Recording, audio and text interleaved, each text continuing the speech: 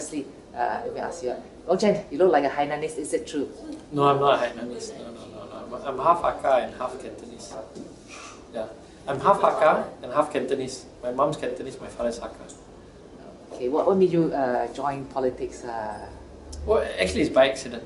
You know, I was a lawyer in 2009. I was asked by a client to help Pakatan Rakyat form their constitution and also to submit the application for ROS. So I came in to help them resolve these issues. And of course, in the process, I got to know some of the leaders.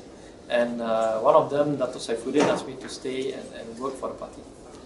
Okay, but what made you agree to stay with the party? You are known to be a man of talent.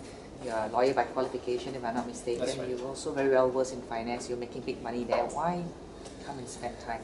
I think you reach a point in your life where the material needs are not that important anymore.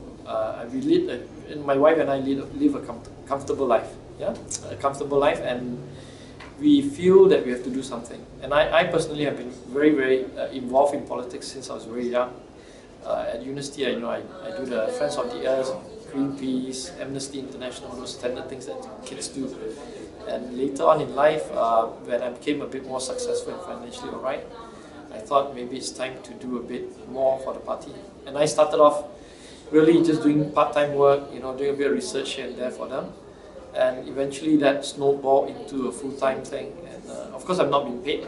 This is purely voluntary, and it's almost 4 years into the thing. What are the main issues that make you say that we have reached a stage where it's time we need to do something for the nation? What are the things that got you so upset that you want to do something for change?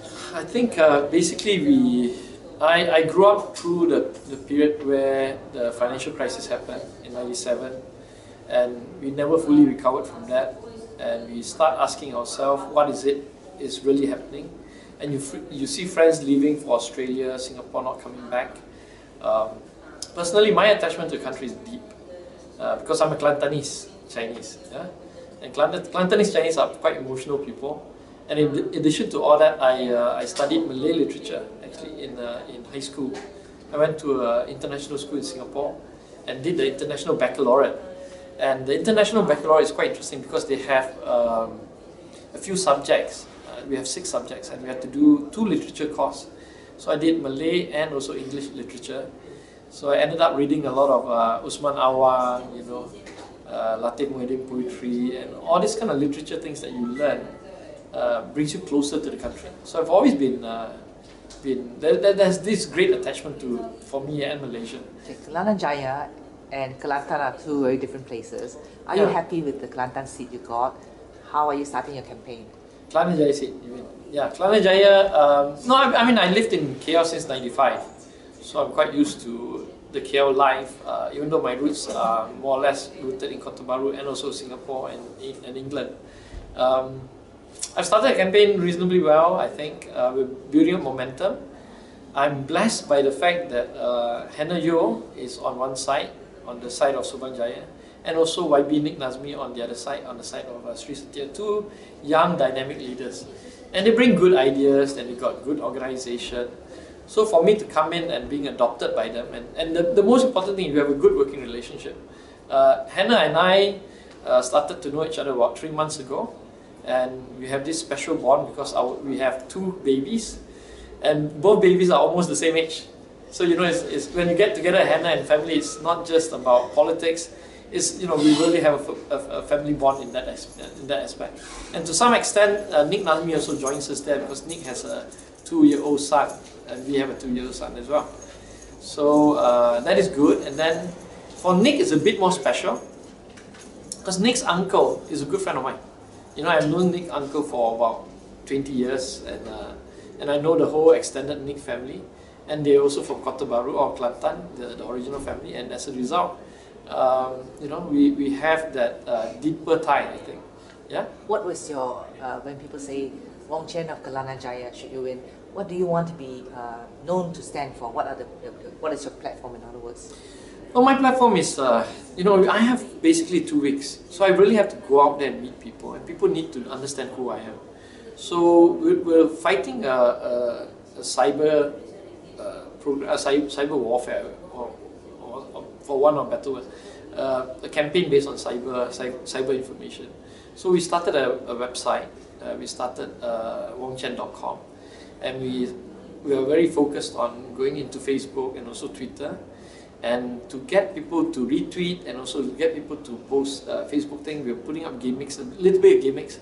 We're going around wearing glasses, because people know me for my round glasses. So we've got a campaign of getting my fans or people in Suruhanjaya and in Kelana Jaya to wear these glasses and take photos, and hopefully they will retweet it. Yeah. But the main issues that you want to stand for in your personal issues that you want to take to Parliament. Oh yeah, of course. Recognized. Yeah. What are the main? The main issues are, there are two types of issues generally in any constituency. You have the community issues, right? Local community issues. Say in Suruhanjaya, it's very clear what the issues are. There's a fear of crime. Everybody sets up residents association and put up barriers everywhere. Yeah, it shouldn't be the case, And the other one is of course traffic congestion, And third one is probably water supply. Now those are specific community issues. But the wider issues are the national issues that the Member of Parliament is really supposed to focus mostly on. The don'ts will take care of the local community issues. The Member of Parliament must fight issues of corruption. That's the biggest issue. Corruption, mismanagement, changing the structure, governance issues, budgetary issues, and that's what parliamentarians should be. And I hope to capitalize on the fact that I'm quite well versed in all these issues and to become the Member of Parliament that the Kelana Jaya people deserve. Okay. Any particular message that you want to give to voters? Just now in our press conference, you were very clear when you kept talking about when we reach Putrajaya, not if you reach Putrajaya. What are your views? How confident are you that Pakatan Rakyat can form the federal government this time around? No, in the urban areas, we're very confident. Yeah, we're very confident because we believe, and after two and a half days of campaigning, I can sense that the urban areas very strongly still with us. Yeah, the key to winning this big general election is really fought in the rural areas, and in particular rural areas in the peninsula. Sabah is something that no one really knows what will happen. Yeah? So we just leave that aside. The analysis is still coming out. We don't know how the Suluks are going to vote, or are they going to just not vote as protest, and what are the Kadazans going to do. They're all tied up in this RCI thing. Now, I think the battleground is really Peninsula Rural Hub, and that hinges on FELDA. It hinges on the price of commodities in rubber and palm oil. It also hinges on the policies and the strategies that each party adopt. We are adopting a simple strategy of engaging people and talk about policies, talk about rising costs of living and stuff like that. And from the BN side, it seems that they're just going on a negative campaigning strategy, trying to scare the rural folks that, Malays are going to lose power, playing up the Allah issues, playing up sex videos. I mean, I think that this kind of negative campaigning is going to create a big backlash for BN. And if that happens, we will win Putrajaya big, not just, just not a comfortable majority, but massive majority.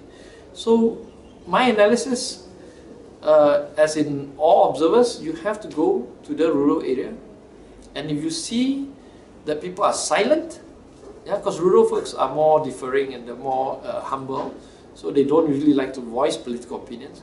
But if you interview people and find out that they are not talking openly, they're keeping silent, most likely, more likely than not, they're actually Pakatan Rakyat supporters. So in that aspect, I've been down many times to the rural area, and people will go, they go, shh, Russia. If they give you that signal, we're going to win. That is why I'm confident, and that's why the party is ready to roll. How would you react? Last question. How would you react if suddenly tomorrow Papa Gomo publish a video with you starring in it? Well, there shouldn't be any video because I'm a happily married man, right? So, and with 2 babies, my God, I don't have time for anything else, and I work from home, and my wife works from home, so I don't see any possibility other than some super fabricated video. And no, I mean I can't even think about it. I think it's the same. So to your last question, should Pakatan really win the federal government and you're in line for support in the federal cabinet? Are you sure? No, if you're in line, which slot would you hope to be put into? Well, no, I'm not asking for anything. You know, I just want to do my bit for the country, and I suppose my working relation with the bosses is good because I'm involved in the policy making. So any position in the policy side will be good. I think I'll be very happy with that. But not necessary. I mean, as Member of Parliament, it's a lot of work as it is. Thank you so much for your time. Thank you so much.